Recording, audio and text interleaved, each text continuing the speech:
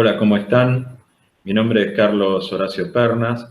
Yo soy profe de refrigeración y aire acondicionado en la escuela 10 y 13 del 2. Quiero agradecer a los directivos de las dos escuelas que siempre me acompañan. Quiero agradecer particularmente a Paula Gavinson, que desde el comienzo nos alienta a que sigamos en estas charlas y nos acompaña. A Mónica Ferro también, que forma parte de nuestro equipo, que también con sus consejos y su ayuda vamos adelante con esta charla. Y también agradecer profundamente a la profesora Susana Val, de la 18 del 1, que si no fuera por ella, esta charla no estaría saliendo al aire. Bueno, dicho esto, les voy a compartir mi pantalla y vamos a comenzar con la charla de hoy.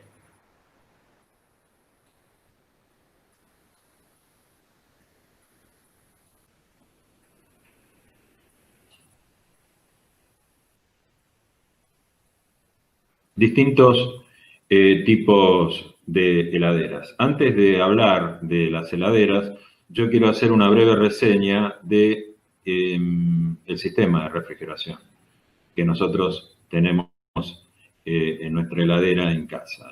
Yo voy a hablar de una heladera, pero también el aire acondicionado tiene los mismos componentes que la heladera o el sistema de refrigeración que vamos a ver ahora.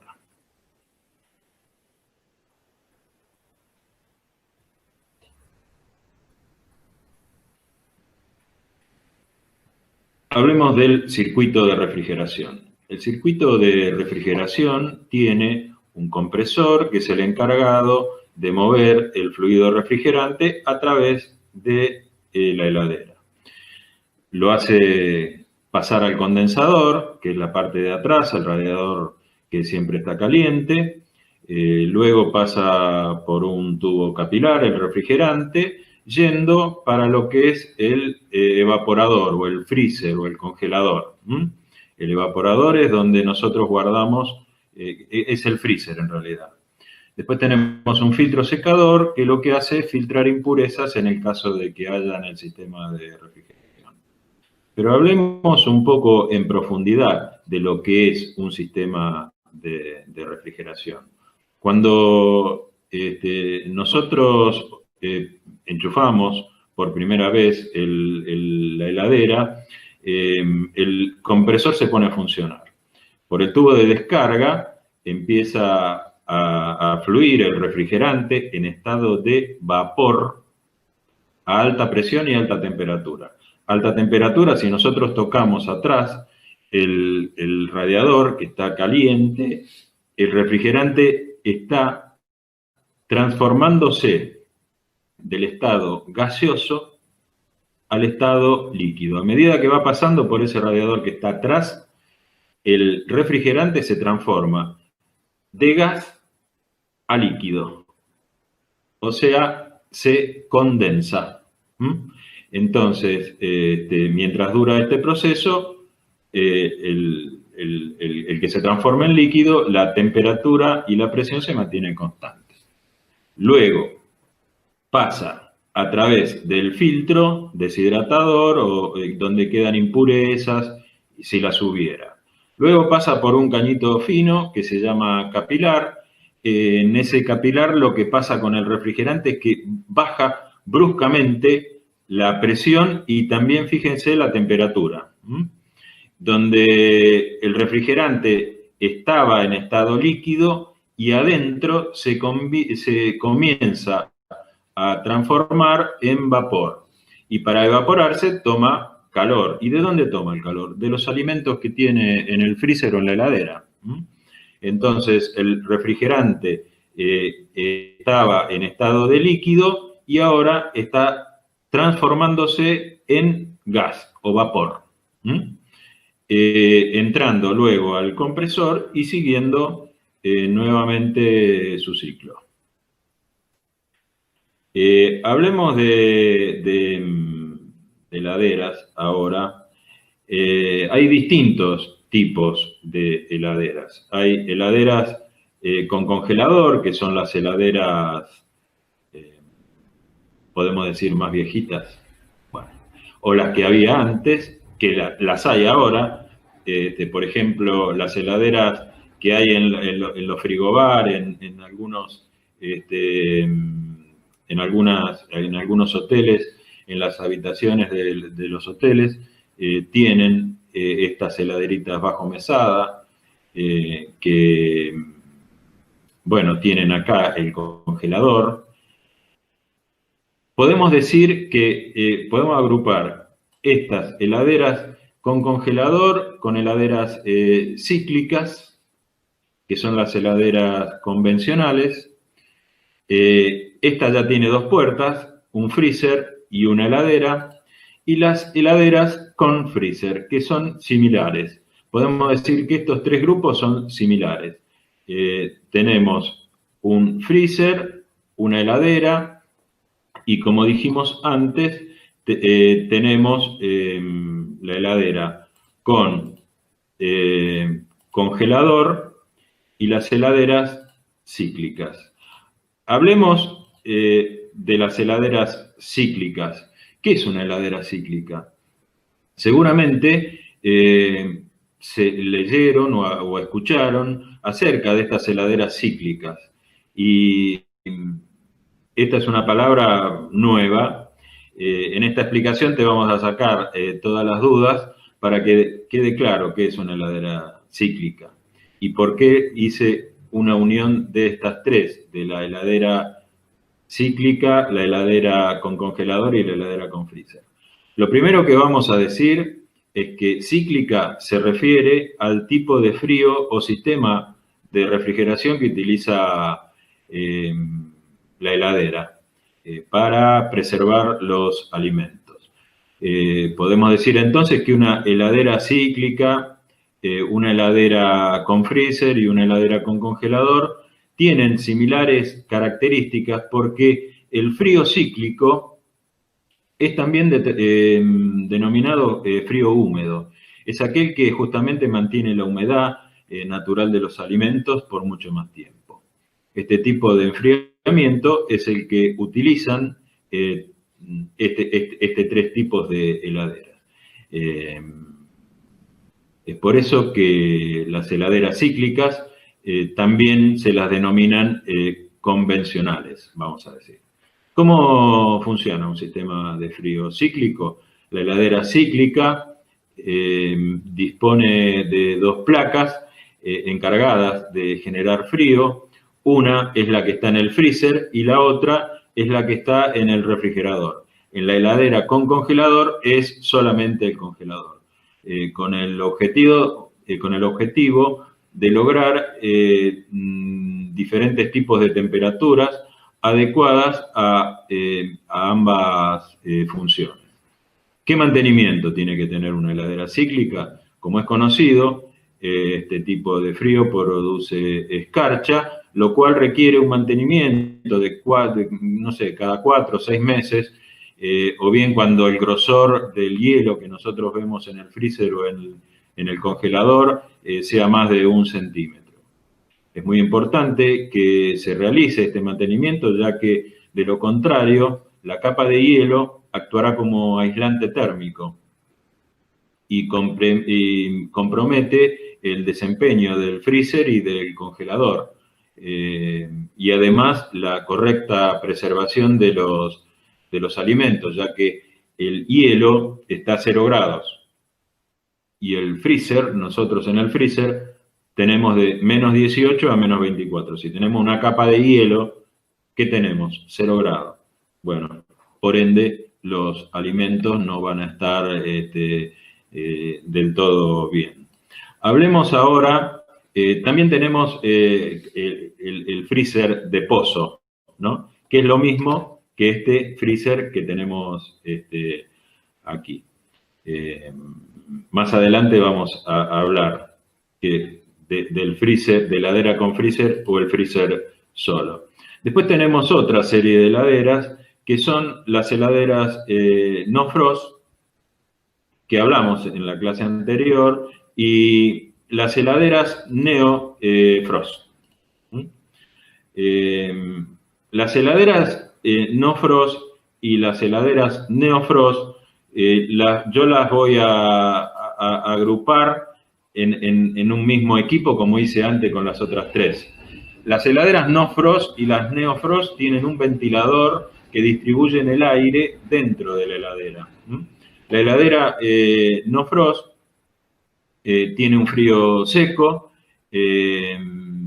donde, como dije, se distribuye en forma homogénea, y el chorro de aire pasa por una serpentina fría que llamamos el evaporador, y que va por conductos a través del freezer. O sea, el aire pasa por el radiador que está acá atrás del freezer, y por conductos sale a los diferentes lugares de la heladera. La heladera Neofrost también tiene son de similares características, porque tiene también un ventilador que mueve el aire a través digamos, de la heladera. Lo que pasa con la heladera Neofrost, no se ve muy bien acá, pero acá, fíjense, acá donde estoy marcando, tienen un ventilador. ¿Y qué pasa? Y acá atrás está la espalda fría de la heladera. Si acá se fijan, hay como un conducto. ¿Ven acá? Bueno, acá esto está apoyado contra esa placa fría. ¿Qué hace el Neofrost? En vez de hacer pasar el aire a través de una serpentina fría, chupa el frío que está en esa placa fría a través de estos conductitos que tiene acá, y lo larga por este ventilador que está acá. O sea, mandando el aire a todo el compartimiento de la heladera. Podemos hablar ahora ya que hablamos de los diferentes tipos, hablemos de algunas fallas que tienen las heladeras y que a veces también tenemos nosotros, porque no le damos la suficiente bolilla. La heladera es un electrodoméstico que trabaja los 365 días del año y debemos cuidarlo. Ante muchas dudas que despiertan los electrodomésticos, como el microondas o el horno, la heladera parece un aparato que no demuestra tanto interés y que se cuida sola, pero tiene cuidados. Hoy vamos a aprender cómo hacerla rendir más, o si perjudica metiendo comida caliente, o en qué lugar de la cocina tiene que estar, cómo impacta en la cuenta de luz. Aunque sea discreto y servicial, la heladera tiene sus necesidades y debemos conocerlas, porque aunque no parezca, trabaja las 24 horas del día todo el año y nos da muchas alegrías. ¿Qué sería de nosotros si no pudiéramos frizar las comidas que compramos semanalmente, o los tuppers que llevamos durante la semana a nuestro trabajo? Hablemos de algunos errores que nosotros cometemos o que se cometen generalmente con la heladera.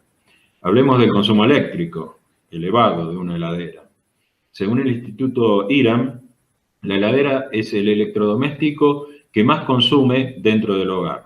Aunque su potencia es menor que la de un lavarropas, por ejemplo, o un horno eléctrico, tiene un termostato que regula la temperatura. El gasto se incrementa porque esos electrodomésticos trabajan en determinado tiempo, pero la heladera trabaja las 24 horas.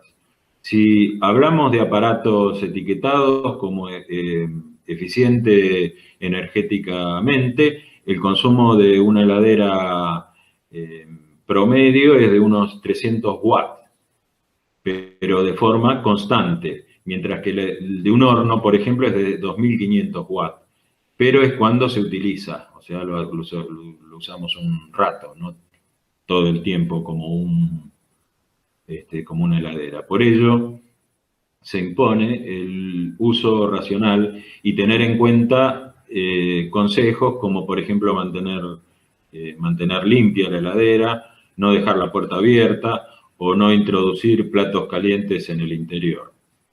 Por ejemplo, si sacamos un plato del horno a 150 grados y lo metemos en la heladera directamente, el aparato se enfrenta a un cambio de temperatura enorme, lo que hace que se forme hielo dentro del evaporador o del freezer. Además, la factura de luz sube por la pérdida de frío, porque si la puerta está abierta, aparte en la heladera, como dije, es mejor que los alimentos entren a temperatura ambiente, ya que bueno, eso joroba digamos, al normal funcionamiento de la heladera. Y si podemos meterlos ya, los que compramos en el mercado ultra congelados, bueno, es mejor para la heladera. Si lo hacemos una única vez no va a pasar nada, pero si la acción se repite, el hielo, como dijimos antes, acaba perjudicando el funcionamiento de la heladera. Para eliminar el hielo debemos de descongelar el aparato desenchufándolo. Después la limpiamos, la heladera y el freezer, y volverlo a encender de nuevo. Hay que limpiarlo con agua y detergente suave para eliminar la acumulación de bacterias nocivas. No puede ser que la heladera sea un pozo de sedimentos dignos de estudio biológico. Se aconseja limpiarlo habitualmente, como dije, con agua y detergente para eliminar esas bacterias nocivas. Un buen consejo es esperar a que se nos vacíe de comida y aprovechar ese momento para desconectarlo y limpiarlo. Para evitar cortocircuitos hay que asegurarse que no penetre el agua en los componentes eléctricos mientras limpiamos el aparato. Tampoco utilizar una esponja o trapo demasiado mojado, ni productos de efecto abrasivo, ácidos o disolventes químicos. Lo que nunca hay que hacer, porque si no aparecemos los técnicos, es con un cuchillito sacarle el hielo, porque el cuchillito pincha los caños y no hay vuelta atrás, el refrigerante se pierde. Otra cosa que vimos también en la charla anterior es la etiqueta energética. Las letras A, B, C que aparecen en nuestra heladera nos indican el nivel de eficiencia energética que tenemos en el aparato, de mayor a menor grado. Es aconsejable, pues, si tenemos que comprar una heladera, hacerlas con una de tipo A, porque es la que consume menos energía, gracias a diferentes, digamos, bondades. Por ejemplo, un buen aislamiento. Hoy en día se utilizan materiales de muy buena calidad y tienen un circuito de frío optimizado que permite que este se distribuya de manera homogénea por todo el aparato. Y aunque de entrada a lo mejor son más caros, los de mayor eficiencia energética, a la larga ahorra dinero. También vemos que la heladera a veces tiene estrellitas, que eso tiene que ver con la temperatura de congelación y por lo tanto con el tiempo de congelación de los alimentos. Con una estrella el aparato llega hasta menos 6 grados y permite tener el producto congelado una semana. Con 2 estrellas, menos 12 grados y un mes. 3 estrellas, menos 18 grados y hasta 3 meses de congelación. El máximo, que es de 4 estrellas, llega a menos 24 grados. Las heladeras mayormente son A y con 3 o más estrellas en nuestro país, con lo cual la temperatura de congelación se situará entre los menos 18 y menos 22 grados, dependiendo también de la temperatura donde nos encontramos. Nosotros estamos en Buenos Aires, pero La heladera también se vende en Corrientes y en el sur. Un freezer vertical, ¿consume menos que uno de pozo? No. Para elegir un modelo de freezer es imprescindible ajustarse a las necesidades familiares, el número de personas que viven en una casa, y bueno, podemos adquirir una heladera con freezer o un freezer individual, ya sea vertical u horizontal. El tipo pozo es muy habitual encontrarlo en bares y restaurantes, mientras que el vertical es más fácil verlo en casas. La diferencia no es el consumo ni la capacidad. Los hay de diferentes tamaños, aunque los de pozo suelen ser un poco más grandes. Y si no, más bien se utilizan o lo elegimos por la accesibilidad que tiene, ¿no? El de pozo se abre así para arriba, siempre.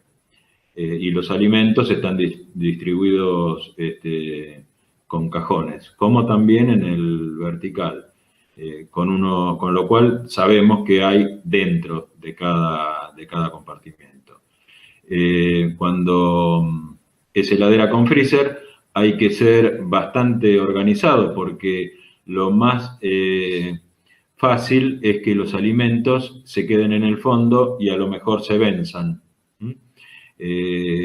Pasa mucho en la gente que dice, mirá, todavía tengo las milanesas que compré en noviembre y estamos en junio.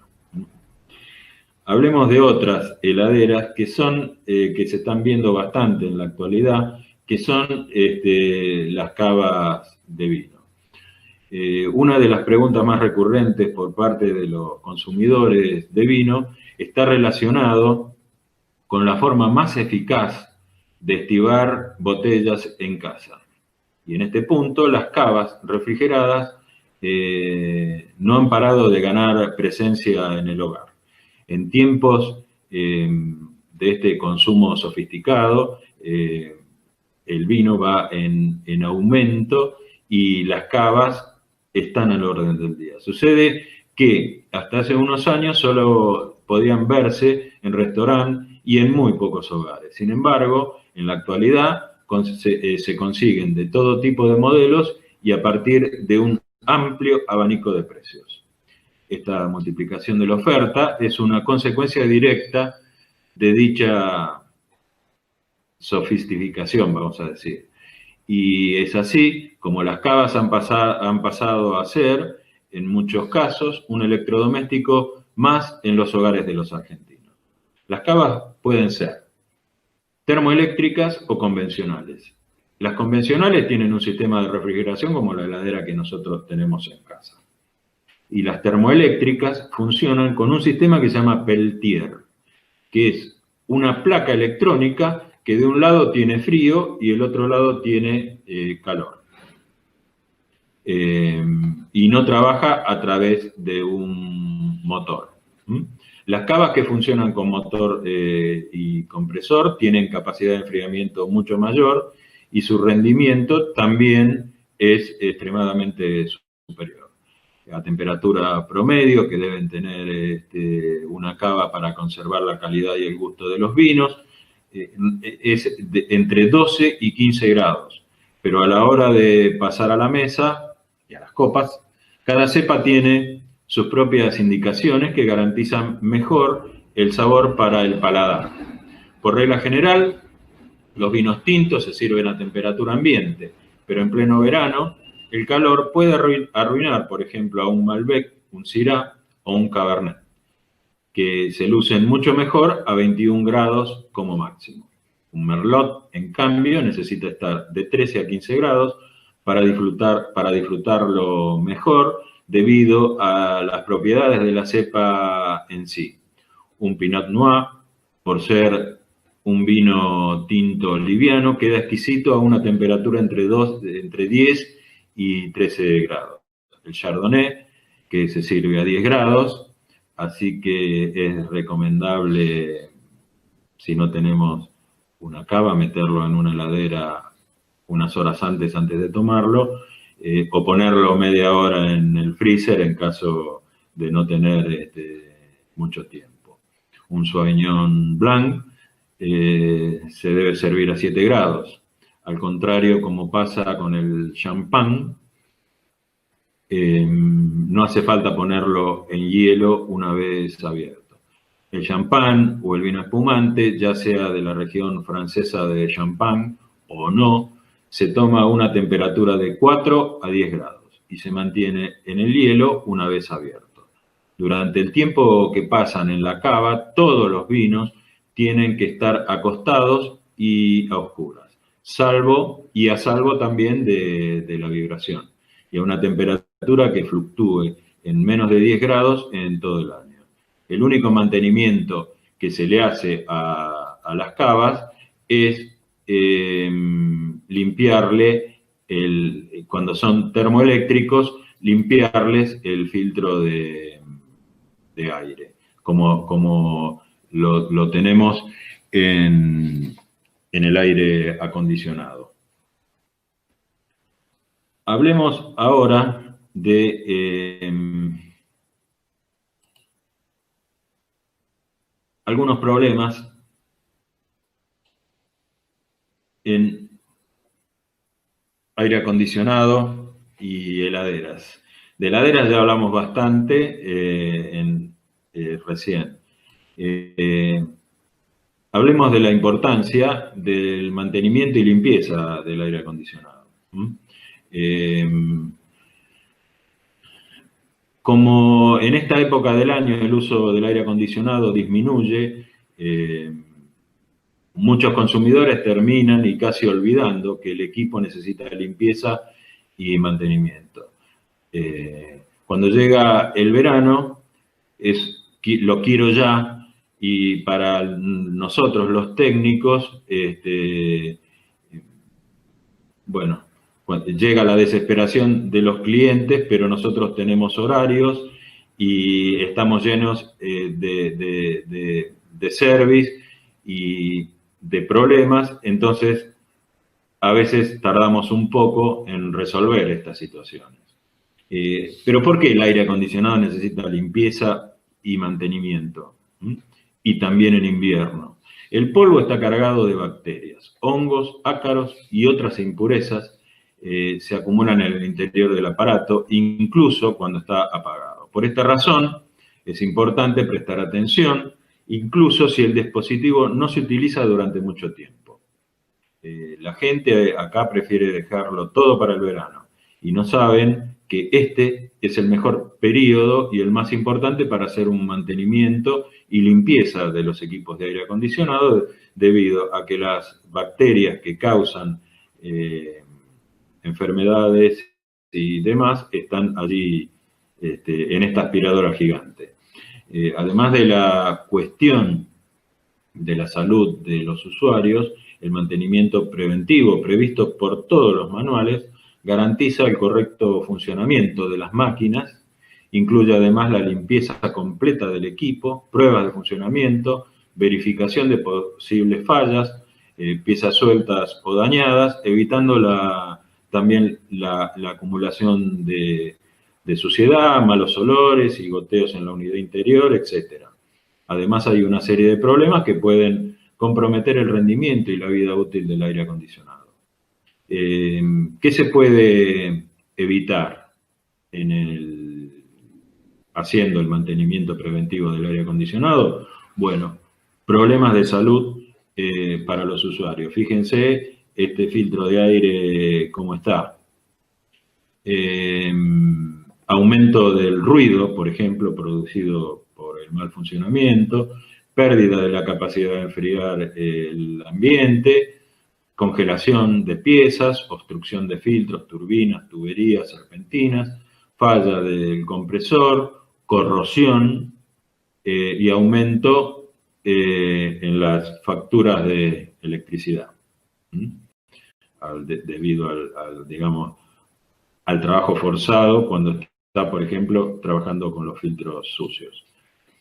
A veces pasa esto, nos llaman también porque el aire acondicionado huele mal.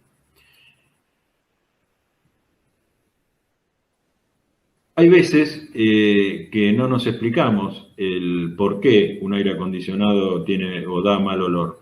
Sobre todo cuando en la habitación en la que usamos no hay malos olores ni tampoco se fuma, pero lo cierto es que sin venir a cuento podemos empezar a notar que hay cierto olor extraño y que aparece cuando encendemos el aparato de aire acondicionado.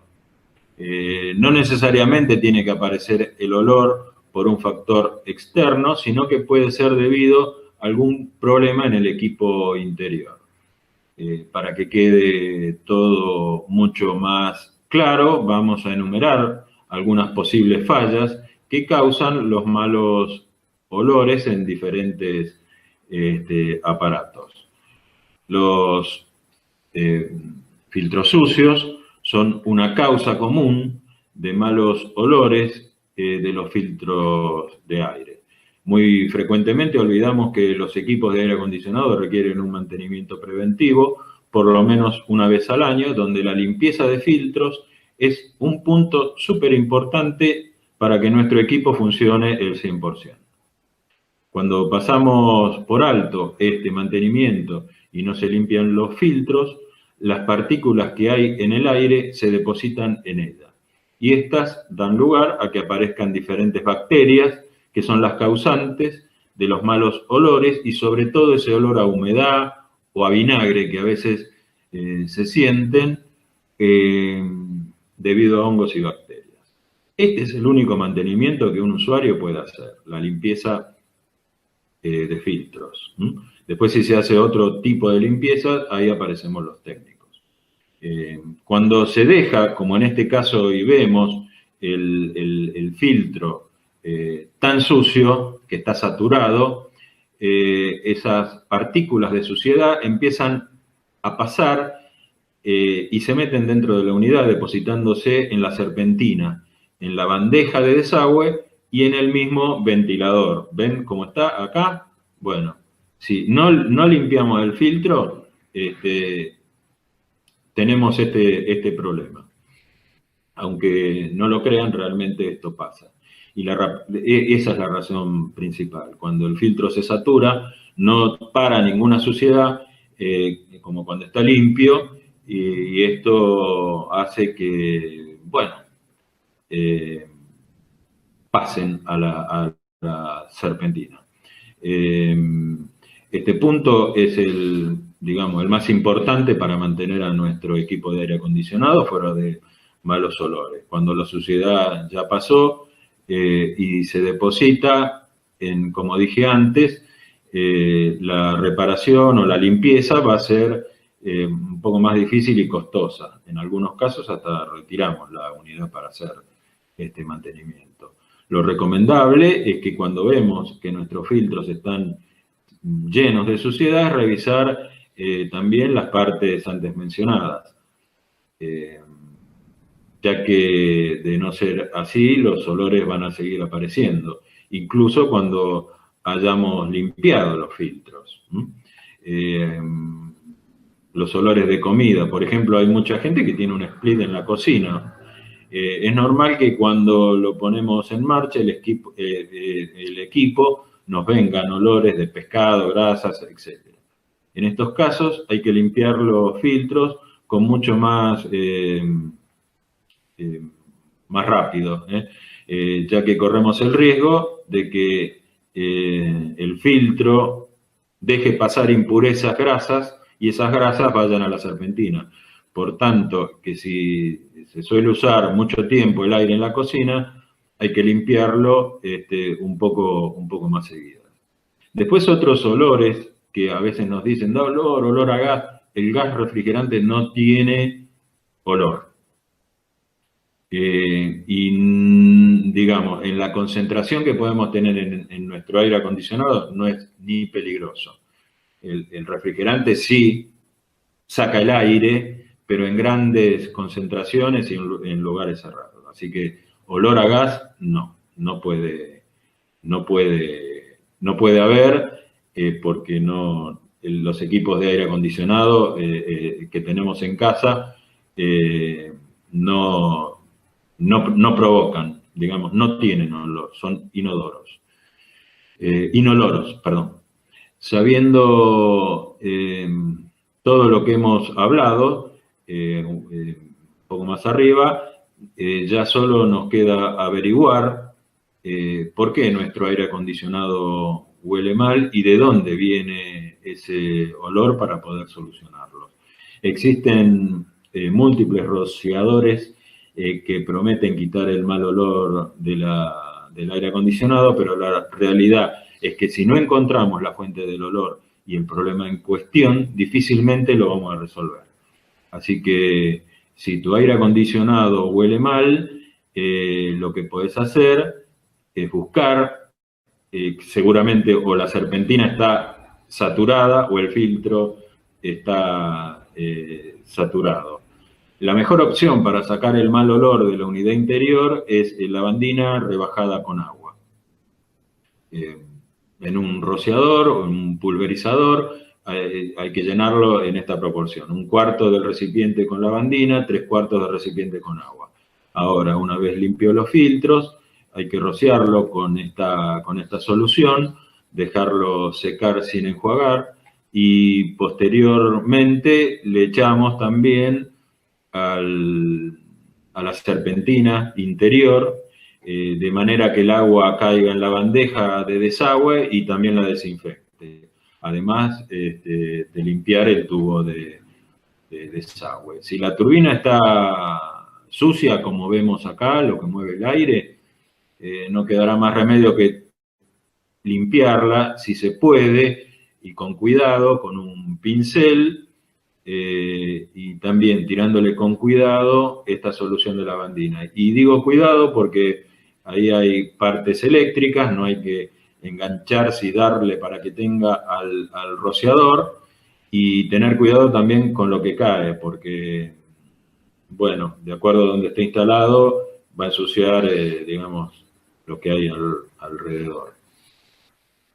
El aire, otra de las fallas que vemos, el aire acondicionado hace ruido y tiene vibraciones. Cuando una máquina de aire acondicionado hace ruido, suele ser porque tal vez lleva varios años instalada y pueden aparecer estos ruidos o vibraciones. Pueden deberse a cambios de temperatura ocasionados por el clima o a constantes cambios de funcionamiento que tiene nuestro equipo, dependiendo de si nos encontramos en invierno o en verano. En definitiva, podemos englobar todos en ruidos y vibraciones que vienen debido a dilataciones y contracciones de los materiales. Por norma general, en los equipos de aire acondicionado, la unidad que más sufre este fenómeno es la unidad exterior o la unidad condensadora. Sobre todo si es de chapa, la carcasa se joroba porque está expuesta obviamente a cambios de temperatura y del tiempo más drásticos. Para poder solucionar problemas, por ejemplo, lo que habitualmente pasa es que hay ruido de vibración de la rejilla donde sale el aire. Bueno, ahí podemos parar obviamente el equipo y con alguna silicona Fastix o demás, por ejemplo, ponerlo en los lugares donde está vibrando y dejarla secar y luego, bueno, continuar y ver que se resuelva el problema. Otra es que a veces vibra por el movimiento propio que tiene la unidad exterior ¿qué hacemos? Usar algún material que amortigüe. Por ejemplo, ¿vieron la goma que tiene la aislación de cañerías? Bueno, utilizar un pedacito de ese tubo para ir poniéndolos de manera que presionen, por ejemplo, la rejilla si hace ruido, o en alguna pata del aire acondicionado, que son problemas que habitualmente tienen los equipos. Ahora, si el ruido o vibración vienen de adentro, de la máquina, lo más aconsejable es que nos llames a nosotros, algún técnico profesional, debido al riesgo que puede ser para nuestra integridad física y de nuestro aire acondicionado. Si el ruido proviene de la unidad interior, en las unidades son de plástico y sufren esa dilatación y contracción por cambios de temperatura. Lo más fácil para remediar el problema, siempre que provenga digamos, de la carcasa, es usar algún material que amortigüe, como hemos explicado antes. Si el ruido proviene del interior o del mismo ventilador, vas a tener que llamar a un técnico, a un profesional. Algo muy recomendable es hacerle un mantenimiento al sistema de aire acondicionado anual para evitar este tipo de problemas. Si tienes alguna duda o un problema de ruidos, vibraciones, y no podés solucionarlo con estos métodos, escribime un mail y vemos. Yo contesto, como estuve contestando algunos mails que enviaron, y vemos cómo se puede resolver sin que vaya un profesional técnico. Hablemos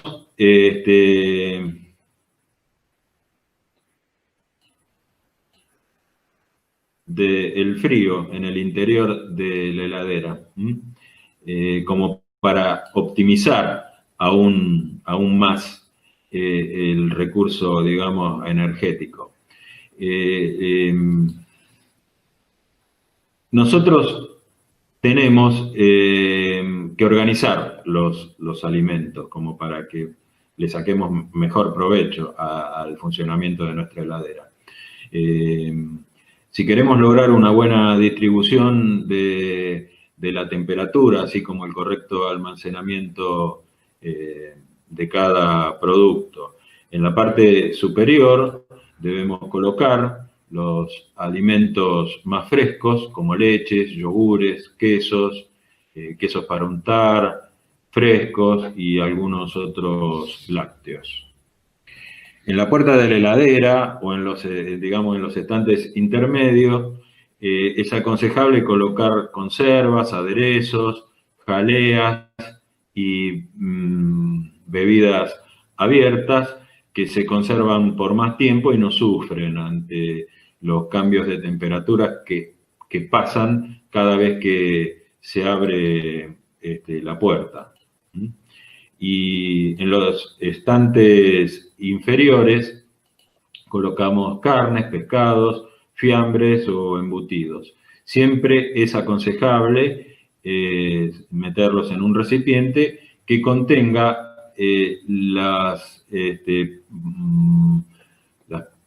los posibles líquidos que desprenden los alimentos, la carne, por ejemplo, etc. Esto estamos hablando de una heladera convencional o digamos, las que estuvimos viendo al inicio. Las no frost, en el estante superior, es el estante más frío. Ahí hay que poner las carnes, pescados, fiambres y embutidos.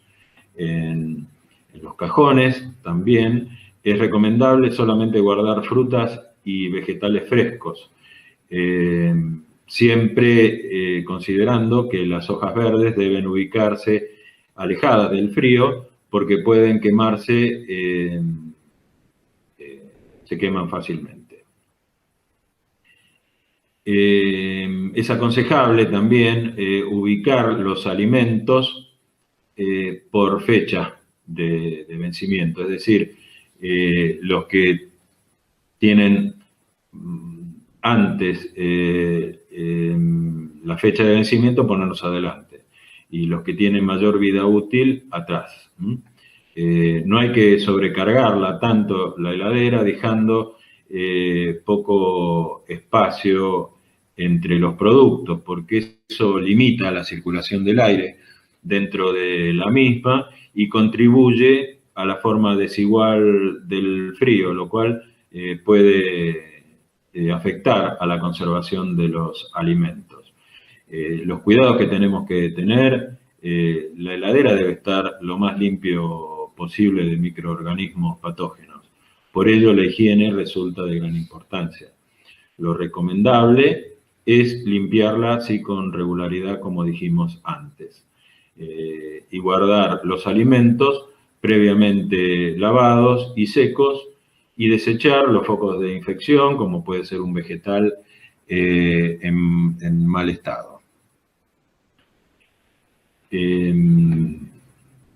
Bueno, hablemos de algunos problemas eléctricos que tenemos en nuestras instalaciones de la heladera y del aire acondicionado. Lo que nos pasa habitualmente o generalmente es que tengamos este problema en los enchufes. El problema de los enchufes es porque o el enchufe no está preparado para el consumo eléctrico que tiene el aire acondicionado o la heladera, o hay una mala interconexión entre el enchufe y el tomacorrientes, que queda medio suelto y pasa esto. Cuando hay un alto consumo, el enchufe se quema, que son los problemas que generalmente tenemos, siempre y cuando no haya un problema en la máquina, en las máquinas, que son los que a veces nos llaman, porque generalmente en los equipos de aire acondicionado pasa esto. Estos son algunos problemas. Como también el cable a tierra. Muchas veces en nuestra instalación no está el cable a tierra y es un problema digamos, no solamente en la heladera o el aire acondicionado, en el lavarropas también. Si hay una fuga de corriente que puede ser peligrosa para nuestra vida, el cable a tierra nos hace zafar de esa situación. O sea, la descarga eléctrica no pasa a través de nuestro cuerpo, sino que se va por el cable a tierra, haciendo que salte la llave térmica o las protecciones. Hagamos una breve reseña de cómo llega la electricidad a nuestro aparato de aire acondicionado o a nuestra heladera. Edesur Edenor manda la electricidad a través de la red eléctrica que hay en la calle. Nosotros en nuestra instalación tenemos el medidor, que es el que registra los consumos que tenemos en el hogar. Después tenemos una llave térmica, fusibles, un disyuntor, y después el enchufe, donde vamos a enchufar nuestra heladera, nuestro aire acondicionado, etcétera, que deberían tener el cable a tierra. Como dije, la tensión, la electricidad llega a casa a través de un cable por donde pasa la fase y otro cable que es el neutro. Por allí llegan 220 volts a nuestra casa. ¿Qué pasa si no tenemos el cable a tierra todavía? Bueno, la fase, que es la que, digamos, puede y jorobar a nuestra, digamos, a nuestra seguridad, es la que, si nosotros tocamos un aparato que tiene algún problema eléctrico, el aire acondicionado, la heladera, cuando lo abrimos, tiene algún problema eléctrico, la fase entra en nuestro, digamos, en nuestro cuerpo, genera una diferencia que se llama de potencial, y acá tenemos la tierra. Entonces, pasa la electricidad a través de nuestro cuerpo y nos da una patada o a veces hasta mata. Por eso se le pone el cable a tierra. Yo no voy a dar una clase de electricidad, pero si quieren sí, pero esto es lo que nosotros deberíamos tener en nuestra casa. Una fase, el neutro, que obviamente la tenemos, más el cable a tierra, que sería ideal tenerlo. En los edificios y en las casas en la actualidad ya es norma que sí tiene que tener cable a tierra. Bueno, dicho todo esto, voy a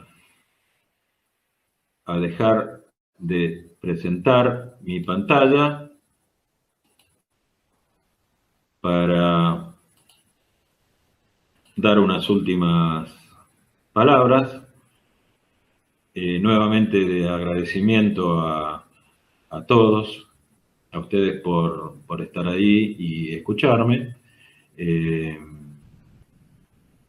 Agradecer nuevamente a la profesora Susana Val, que ahora les va a poner el flyer con la dirección de correo electrónico donde pueden evacuar sus consultas. Y bueno, aguante la escuela pública.